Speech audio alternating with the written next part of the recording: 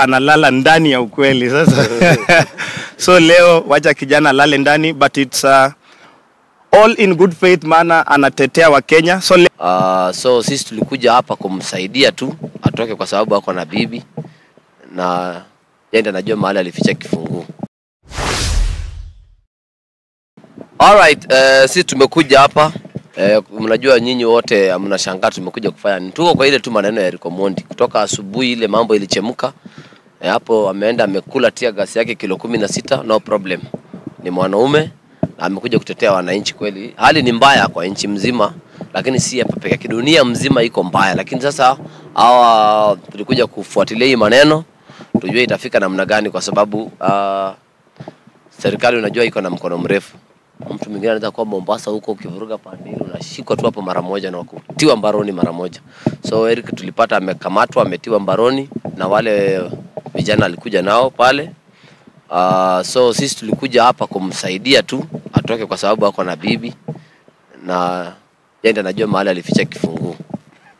So bibi itabidi leo halale nje kwa sababu Eric Omondi pia hata manage kutoka. Tuko na mheshimiwa hapa pia amekuja kujaribu kusaidia kijana, kwa sababu akilala nje atakuja kusumbua mheshimiwa na mambo yote.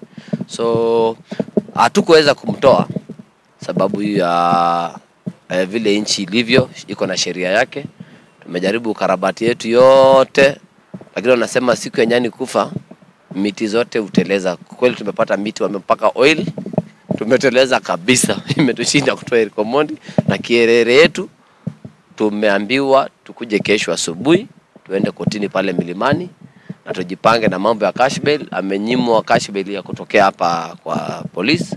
So tuende tujipange na mambo ya wakili, tuende tukaagi mata yetu kotini, atapatiwa kama ni bond ama atapelekwa korokoroni, tujua kesho. Yes. Sasa hiyo ingine acha ni mheshimiwa pia aongee mambo mbili, kwa sababu unajua sisi ni makomedia na wasanii, tunaleta mambo ya mchezo kwa kazi. Acha pia alete serious business kidogo. Maybe mine is very brief. I think naitwa Gor Semelango. I came to the police station to see whether the police will grant bail, because basically it's a petty offense.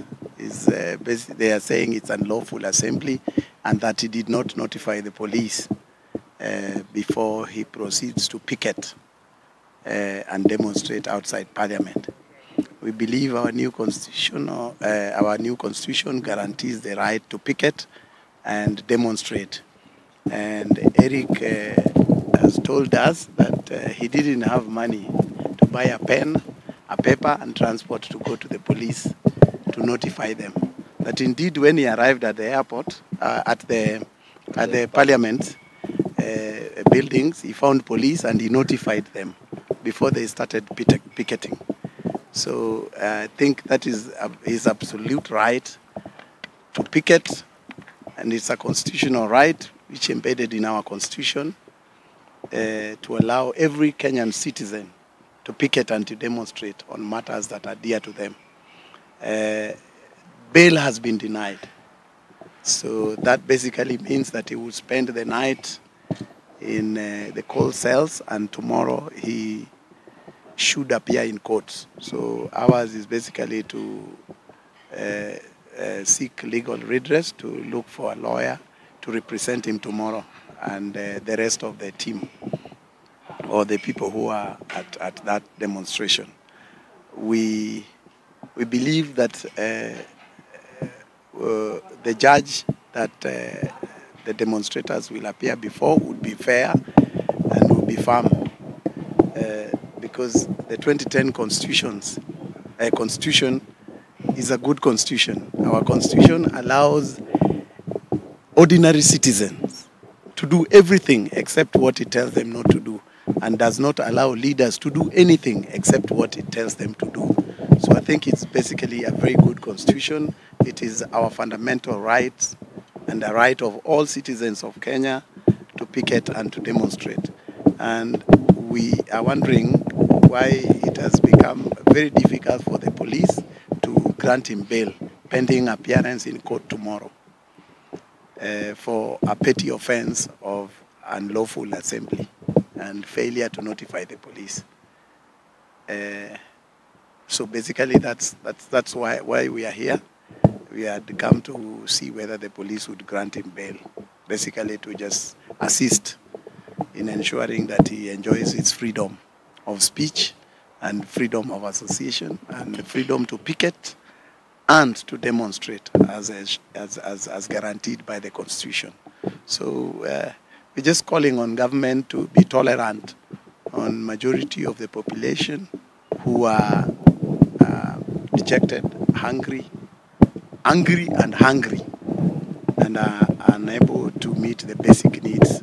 I think what is agitating for is a basic right, a right to food and a right to a decent livelihood, which all right-thinking Kenyans should be able to support. So ours is to basically to appeal to government to be tolerant to those who have divergent opinions and those who want to picket and demonstrate as guaranteed by the Constitution. So I want to thank all of you, the comedians. I think Erica is doing the right thing. There comes a time when you're called upon to exercise your influence as comedians and musicians and all Kenyans of goodwill to put pressure on government to reduce the cost of living so that we can all as citizens enjoy. And also to urge Kenyans to be our brother's keeper. And don't allow other Kenyans to go hungry. Whenever you have little, share with others. But we want to thank you also, members of the media, to continue piling pressure on those who are governing to be sensitive to the needs of the people and not limit the rights of those who have divergent opinions and those who feel that they should be able to picket and demonstrate. It is clear in our Constitution that you have a right guaranteed to you by our Constitution to picket and to demonstrate. All it requires from you is to notify the police. It says you write and notify them, but with the economic situation we find ourselves in, and the demonstrators, including Eric himself, has said they did not have the money to buy the pen and a paper and transport to go to the police station.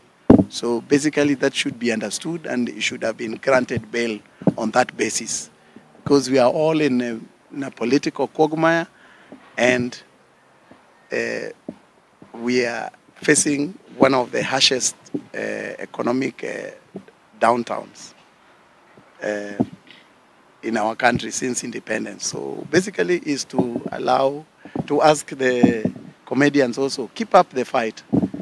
It is your time to use your influence positively to be able to put pressure on government to make life bearable and for every citizen of this country. So we ask you to continue with the same spirit to ensure that we have a better country than what we have been given or left by our forefathers. So please continue with the fight. We'll support you where necessary, as long as it's within the law, and that we make this country a better place. We cannot make this country a better place if we keep quiet and we do not shout when there is something wrong. So please keep the spirit, and all shall be well. And we are urging you to continue doing the same, to urge the government to find opportunities for young people and find food for the citizens who are vulnerable. Thank you. I think that's all. Fred, you can add something here. Mimi yangu ni chache. By the way, asante Mheshimiwa Gorsemelangu, KRG The Don, MCA Tricky, to all the musicians, all the comedians, tumekuwa Central Province, Mheshimiwa Tony, TL, UK. Police station, not province. Nimesema province, jamani. Central Police Station, tumekuwa huko. Asante Eve Mungai, ulipelekea kijana nguo. Ulimpelekea jampa ukweli? Sidhani kama alimpelekea jampa. Plug TV peleka jampa. So all we asking is that tomorrow by 9 a.m. tukue Milimani Law Courts, tutakuwa hapo Milimani. Tutapatana Milimani by saa 9 saa 3. Aki sasa hii ndio ni pressure ya kukaa Central the whole day. So tupatane by saa 3 asubuhi, kwa maana bro amenyimwa bail venye mmesikia. Alafu ni hiyo illegal assembly. Sasa yenye imebaki ni judge, tupatane sisi Milimani. Tumekuwa naye, alikuwa ndani, but the reason why unaona hata tuko na waheshimiwa hapa bwana Tony Gorsemelango, we had a chance kumuona, alitolewa. Yuko sawa, ule ni jamaa wa sarakasi, ila whatever he was doing, it's understandable. Because mali tuko kama wa Kenya economy, especially mimi niko hapo na kwa Kenya Power. Kwa tokens nini, bado yani imekuwa too much.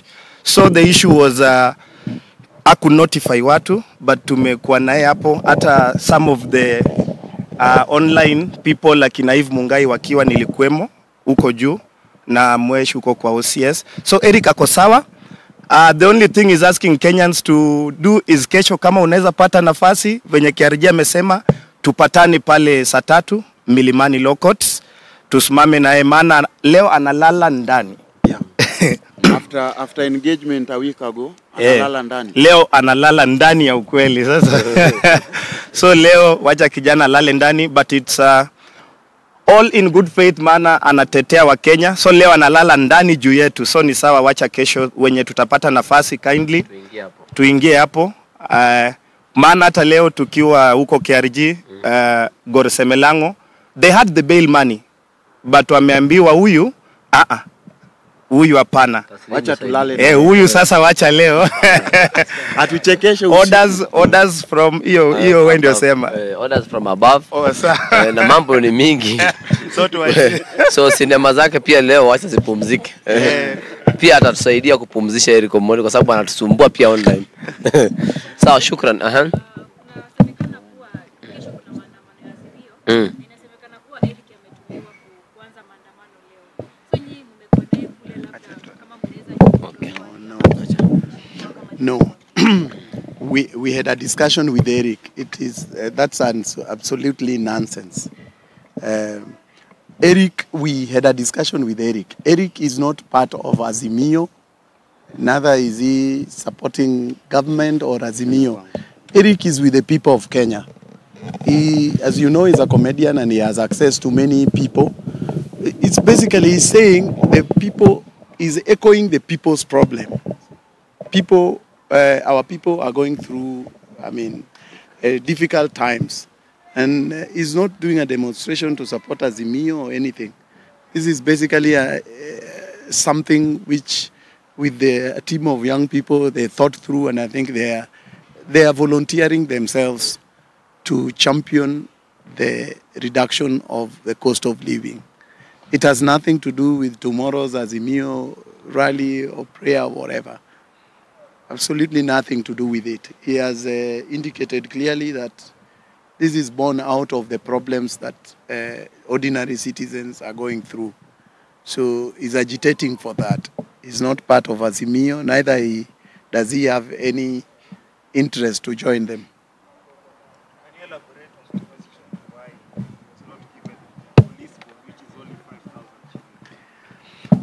5,000? Basically, the police are saying the orders from above, that they have strict instructions not to release him, that he will appear in court tomorrow, which is shocking because Eric is a public figure, is known to everyone, and he has no reason to disappear and jump bail. So we are shocked that the government has become that petty. It is a petty offense, and the matter is worsened or exacerbated by the fact that the police have denied him bail, which sounds very petty, because it is a petty offense, and lawful assembly and picketing, and they are saying his only crime is that he did not inform the police. According to Eric, he did inform the police. When he arrived, he have informed them that they are ready and willing to picket. So it's an absolute nonsense to deny a Kenyan citizen bail for an offense that is bailable. And he has a constitutional right, a right to police bond. Actually, it should be free bond, because he's somebody who is able to appear before any court or before the police whenever is required. So with that, I think we leave it to the police to take him to court tomorrow, and then we'll get him a lawyer who will argue his case tomorrow. Thank you. Thank you. Any other question? Okay, thank you. Bye. Mlaleni salama, tuende tupumzike, tupatane mapema huko.